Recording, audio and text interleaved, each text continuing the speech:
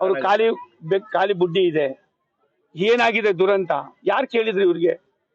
ಒಂದೇ ಒಂದು ಗುಡ್ಡಿ ಮುಚ್ಚಕ್ಕೆ ಶೋಕ್ತಿ ಇಲ್ಲ, ಒಂದು ಶಾಶ್ವತವಾದ ಯೋಜನೆಗಳು ತಂದಿಲ್ಲ. ನಂದೇ ಇಲಾಖೆ, ರೈಲ್ವೆ ಇಲಾಖೆ 40 ವರ್ಷ ಬಿದ್ದಿದ್ದಲ್ಲ, ಇವತ್ತು ಒಂದೇ ಸಾರಿ ನಾವು ತಗೊಂಡು 39,000 ಕೋಟಿ ರೂಪಾಯಿನ ನಾವು ಹಳೆ ಯೋಜನೆಗಳಿಗೆ ದುಡ್ಡು ಕೊಟ್ವಿ. ಯಾವ್ದಾದ್ರು ಒಂದ್ ಮಾಡಿದಾರೆ ಮನೆ ಕಾಯಿನಾಗಣಿ ಅಂತೆವು? ಯಾವ್ದಾದ್ರು ಒಂದು? 4 ಲಕ್ಷ ಕೋಟಿ ರೂಪಾಯಿಗಳನ್ನ ರಾಷ್ಟ್ರದ ಪ್ರಧಾನಮಂತ್ರಿಗಳು ಕುಡಿಯೋ ನೀರು ಕೊಟ್ರು.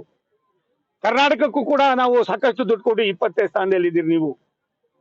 ಇದಕ್ಕಿಂತ ಮಿಗಿಲಾಗಿ ದೇಶದ ವ್ಯವಸ್ಥೆಯನ್ನ ಸರ್ ಮಾಡ್ತಕ್ಕಂಥದಕ್ಕೆ ನರೇಂದ್ರ ಮೋದಿ ಅವರು ಕೊಟ್ಟಿರ್ತಕ್ಕಂಥ ಕಾರ್ಯಕ್ರಮಗಳನ್ನ ಯಾವತ್ತಾದ್ರು ರಿವ್ಯೂ ಮಾಡಿದ್ದೀರಾ? 40% ರಾಜ್ಯ ಸರ್ಕಾರ, 60% ಕೇಂದ್ರ ಸರ್ಕಾರ, 80% ಅಗ್ರಿಕಲ್ಚರ್ ಡಿಪಾರ್ಟ್ಮೆಂಟ್ಗೆ 100ಕ್ಕೆ 100 ನಾವು ಸಬ್ಸಿಡಿಯನ್ನ ಕೊಟ್ಟಿರ್ತಕ್ಕಂಥ ಅನೇಕ ಉದಾಹರಣೆಗಳಿವೆ. ಇಂಥದ್ದು ಯಾವತ್ತಾದ್ರು ಕುಳಿತುಕೊಂಡು ನೀವು ಭಾರತ ಸರ್ಕಾರ, ರಾಜ್ಯ ಸರ್ಕಾರ, ಕೇಂದ್ರ ಸರ್ಕಾರ ಒಂದು ನಾಣ್ಯದ 2 ಮುಖಗಳಾಗಿ ಕೆಲಸ ಮಾಡ್ರಪ್ಪ ಅಂದ್ರೆ ಎಲ್ಲಾ ಬಿಟ್ಬಿಟ್ಟು ಬೇರೆ ಎಲ್ಲ ಕೆಲಸ ಮಾಡ್ತೀರಿ. ಸಾಮರಸ್ಯದ ವ್ಯವಸ್ಥೆಯನ್ನ ತಂದು ಎಲ್ಲಾ ವರ್ಗದವರಿಗೂ ಕೂಡ ಅನುಕೂಲ ಮಾಡ್ಕೊಡ್ರಿ ಅಂದ್ರೆ ನಾನು ನೀವು ನೋಡ್ತೀನಿ, ಎಂಟಾನು ಇಲ್ಲ, ಸೀನಾನು ಇಲ್ಲ, ಕ್ಯಾಬಿನೆಟ್ ಬೇರೆ ಬದಲೇ ಆಗಿದೆ. ಇಂಥ ವ್ಯವಸ್ಥೆಯನ್ನ ತರ್ತಕ್ಕಂಥ ಈ ಸರ್ಕಾರಗಳು ನಾವೇನೋ ದುಡ್ಡು ಕೊಡ್ತೀವಿ, ಜನ ನಮ್ಮ ಹಿಂದೆ ಇದ್ದಾರೆ, ಖುಷಿ ಪಡ್ತಾರೆ ಅಂತ ಏನ್ ನಿಮ್ಮ ತಿರ್ಕನ ಕನಸಿದೆಯಲ್ಲ, ಈ ತಿರ್ಕನ ಕನಸಿಗೆ ಮುಂದಿನ ದಿನಗಳಲ್ಲಿ ಜನ ತೀರ್ಮಾನವನ್ನು ಮಾಡಿ ನಿಮ್ಗೆ ಬುದ್ಧಿ ಕಲಿಸ್ತಾರೆ. ಜಾತಿ ಗಣತಿ ಒಂದ್ಸಲ ಮಾಡಿ ಅದು ರದ್ದಾಯ್ತು, ಮತ್ತೆ ನಾನು ಅವ್ರ ಹೈಕಮಾಂಡ್ 2ನೇ ಬಾರಿಗೆ ನಿಮಿಷ ತಾಳಪ್ಪ, ನಾನು ಹೇಳಿದ್ರೆ ನಿಮ್ಮ ಮಾಧ್ಯಮದವ್ರು ಕುಣಿದು ಬಿದ್ರು.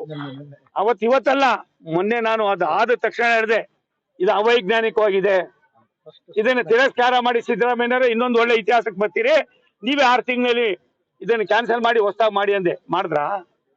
ಇವ್ರು ಯಾರ ಕೈಗೊಂಬೆ?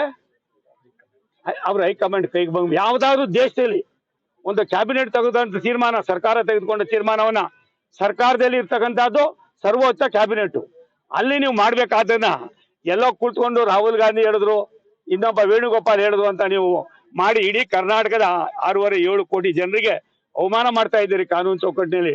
ನಿಮ್ಗೆ ಎಷ್ಟು ಮಟ್ಟಿಗೆ ಇದು ಸರಿ? ಇದಕ್ಕೆ ಗೌರವ ನಿಮ್ಗೆ ಎಲ್ಲಿದೆ ಕಾನೂನು? ಯಾರೋ ಕುಳಿತುಕೊಂಡು ಹೇಳಿದ್ರು, ಅವತ್ತು ನಾವ್ ಹೇಳಿದಾಗ ನಿಮ್ಗೆ ಕಿವಿಗೆ ಹೋಗ್ಲಿಲ್ಲ. ಏನ್ ಹೇಳ್ದ ಅದನ್ನೇ ನೀವು, ಅವ್ರು ಹೇಳಿದ್ರು ತಾನೆ, ಅದನ್ನ ಬಂದು ಕ್ಯಾಬಿನೆಟ್ಗೆ ಇಟ್ಟು ಕ್ಯಾಬಿನೆಟ್ ನಲ್ಲಿ ಪರಿಶೀಲನೆ ಮಾಡಿ ಅದು ಸಾಧಕ ಬಾಧಕಗಳನ್ನ ಚರ್ಚೆ ಮಾಡಿ ನೀವು ಅಲ್ಲಿ ತೀರ್ಮಾನ ತಗೊಂಡು ನೀವು ಅಲ್ಲಿ ಹೇಳ್ಬೇಕಾಗಿದ್ದೇವಿನ ಎಲ್ಲ ಒಂದ್ ಕಡೆ ನಾವು ಉಳ್ಕೋದ್ರೆ ಸಾಕಪ್ಪ, ಎಲ್ಲೋ ಹೋಯ್ತಾರ ನಾನು ಮಾಡೋದಿಲ್ಲ ಅಂದ್ರೆ ಇಲ್ಲಿಂದ ಹೋಯ್ತಾ ಇದ್ದಂಗೆ ನಾನು ಎಲ್ಲಿ ಮಾಜಿ ಆಯ್ತೀನೋ ಅಂತ ಎದುರ್ಕೊಂಡು ಇಂಥ ಅನೇಕ ತೀರ್ಮಾನಗಳನ್ನು ಮಾಡ್ತಾ ಇದ್ದೀರಿ. ಒಬ್ಬ ಅನುಭವಿ ರಾಜಕಾರಣಿ ಅಂತ ನನ್ನ ಭಾವನೆಯಲ್ಲಿ ಸಿದ್ದರಾಮಯ್ಯನವ್ರ ಬಗ್ಗೆ ಅಪಾರವಾದ ಗೌರವ, ನಂಬಿಕೆ ಇತ್ತು. ಎಲ್ಲಕ್ಕೂ ಕೂಡ ಕೊಡ್ಲಿ ಪೆಟ್ಟು ಕೊಡ್ತಾ ಇದ್ದೀರಿ. ನೀವು ಸಾಯೋ ತನಕ ಅಂತ ಮುಖ್ಯಮಂತ್ರಿ ಆಗಿರಕ್ ಆಗೋದಿಲ್ಲ. ಇಂಥ ಅವ್ಯವಸ್ಥೆಯನ್ನು ಕೂಡ ಮುಂದಿಟ್ಕೊಂಡು ಈ ರೀತಿಯಾದ ಹೊಲಸಿನಲ್ಲಿ ಇನ್ನೂ ಎಷ್ಟು ದಿನಗಳ ಕಾಲ ಈ ರಾಜ್ಯದ ಜನರನ್ನ ನೀವು ವಂಚನೆ ಮಾಡ್ಬೋದು, ಯಾಮಾರಿಸ್ಬೋದು. ನಿಮ್ಮಲ್ಲಿ ಇರ್ತಕ್ಕಂಥ ಕೆಲವು ಬಾಲಂಗೋಚಿಗಳಿಗೆ ಎಲ್ಲ ಒಂದ್ ಕಡೆ ನೀವು ಕಡಿವಾಣ ಆಗ್ದಿರಾ ನಿಮ್ಮತನವನ್ನು ಕೂಡ ನೀವೆಲ್ಲ ಒಂದ್ ಕಡೆ ಹಣತೆಗೋಲಾಗಿ ಮಾಡ್ಕೊಂಡಿದ್ದೀರಿ. ಇದು ನಿಮ್ಗೆ ಒಳ್ಳೇದಲ್ಲ, ಇದರಿಂದ ನಿಮ್ಗೆ ಗೌರವ ಬರೋದಿಲ್ಲ. ಮತ್ತೆ ನಾನು ಮಾತಾಡ್ತಾ ಹೇಳಿದ್ದೀನಿ, ಮೊದಲು ಕುಳಿತುಕೊಂಡು ವಸತಿ ಇಲಾಖೆ ಪವಿತ್ರವಾದ ಇಲಾಖೆ, ಸುಮಾರು 8-10 ವರ್ಷಗಳ ಕಾಲ ನಾನು ಮಂತ್ರಿಯಾಗಿ ಬಡವರು, ಕಡು ಬಡವರು, ತುಳಿತಕ್ಕೊಳಪಟ್ಟವರು, ಧ್ವನಿ ಇಲ್ಲದ, ಆಸರ ಇಲ್ಲದ ಲಕ್ಷಾಂತರ ಕುಟುಂಬಗಳಿಗೆ ನಮ್ಮ ಸರ್ಕಾರ, ಬಿಜೆಪಿ ಸರ್ಕಾರ, ನಾವು ಪ್ರಾಪರ್ಟಿ ರೈಟ್ಸ್ ಕೊಟ್ವಿ. ಒಂದೊಂದು ಸೈಟು, ಅವತ್ತು ಒಂದೊಂದು ಮನೆ ಕೋಟಿಗಟ್ಟಲೆ ಬೆಲೆ ಬಾಡಿದ್ರು ಕೂಡ ಅವರು ಕೂಡ ಅವ್ರ ಮುಖ್ಯವಾಹಿನಿಗೆ ಬರಬೇಕು, ಅವ್ರ ಕುಟುಂಬ ಈ ಒಂದು ಸ್ಲಮ್ನಲ್ಲಿ ಇರಬಾರ್ದು ಅನ್ನೋ ದೃಷ್ಟಿಯಿಂದ ಈ ಸೋಮಣ್ಣನೇ ಅವತ್ತು ಕಾಯ್ದೆಯನ್ನು ತಂದು ಮಾಡಿ ಅದನ್ನ ಮಾಡಿ ಇವತ್ತು ಪ್ರಾಪರ್ಟಿ ರೈಟ್ಸ್ ಕೊಟ್ಟು 1,000 ರೂಪಾಯಿ ಕೊಟ್ರೆ ಪಟ್ಟಣ ಪ್ರದೇಶಗಳಲ್ಲಿ ಅದನ್ನ ರಿಜಿಸ್ಟ್ರೇಷನ್ ಮಾಡಿ, ನಾವು ಏನು ಸಬ್ ರಿಜಿಸ್ಟರ್ ಆಫೀಸಲ್ಲಿ ರಿಜಿಸ್ಟರ್ ಮಾಡಿ ಪತ್ರವನ್ನು ಕೊಟ್ಟು ಒಂದು ಹೊಸ ಚಿಂತನೆಯನ್ನ ಮಾಡಿ ಸಂದೇಶವನ್ನು ಕೊಟ್ವಿ. ಇದೆಲ್ಲ ಮಾಡಿರುವಾಗ ನೀವು ಯಾವುದಕ್ಕೆ ನೀವು ಕೊಡ್ತೀರಿ? ಯಾವ ಇದ್ರೊಳಗೆ ಕ್ಯಾಟಗರಿ ಮಾಡ್ತೀರಿ? ಯಾರಾದ್ರೂ ಕೋರ್ಟ್ಗೆ ಹೋಗಿದ್ರೆ ನಿಮ್ಗೆ ಎಷ್ಟು ಚೀಮಾರಿ ಆಗ್ತದೆ.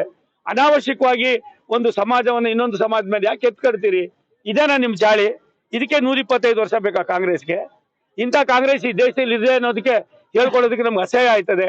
ಇದ್ರ ಅವಶ್ಯಕತೆ ಇಲ್ಲ. ದಯಮಾಡಿ ಪದೇ ಪದೇ ಸಿದ್ದರಾಮಯ್ಯನವರು ಒಂದು ತಪ್ಪನ್ನ ಮುಚ್ಕೊಳಕ್ ಹೋಗಿ 100 ತಪ್ಪುಗಳನ್ನು ಮಾಡಿ ಜನರಲ್ಲಿ ಇರ್ತಕ್ಕಂಥ ಸಾಮರಸ್ಯಕ್ಕೆ ಧಕ್ಕೆ ತರದಾಗ ನೋಡ್ಕೋಬೇಕು. ಮೋದಿ ಪುಣ್ಯಾತ್ಮ ನೋಡಿ, ಇವತ್ತು 176 ದೇಶಗಳು ಯಾವ ಜಾತಿ ಇದಕ್ಕೆ? ಮನುಷ್ಯತ್ವ, ಮಾನವೀಯತೆ.